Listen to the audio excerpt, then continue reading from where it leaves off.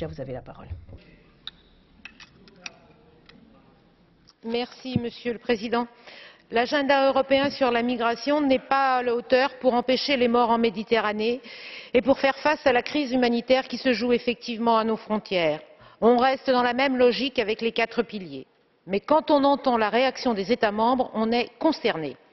Pas l'ombre d'une hésitation pour se lancer dans une opération militaire à haut risque, y compris pour les migrants. Là, on a les moyens financiers et humains. Mais pour sauver les vies humaines, c'est dérisoire. Il suffit de comparer les chiffres. Et que dans les réactions gouvernementales, on amalgame tout, migrants, demandeurs d'asile, réfugiés. Pour la réinstallation, l'Espagne nous dit qu'il faudrait intégrer le taux de chômage et l'effort réalisé. Je me demande, Monsieur le Commissaire, s'ils ont lu vos propositions.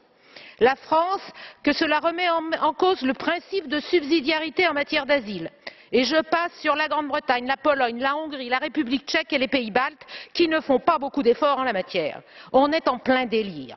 Les États membres jouent avec les peurs. Ils courent après l'extrême droite. Quand prendront-ils enfin conscience des défis qui se posent à l'Union européenne dans les années qui viennent, tant en matière démographique qu'économique? Toutes les vies humaines ont la même valeur. Où est la solidarité des États membres? Oui, l'Union européenne doit agir. Et les États membres doivent respecter le droit international, à commencer par le droit d'asile. Onorevole Keller. Madame Keller.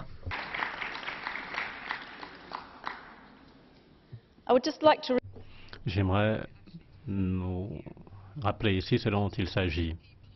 Environ 2000 personnes sont décédées cette année en Méditerranée. Un exemple.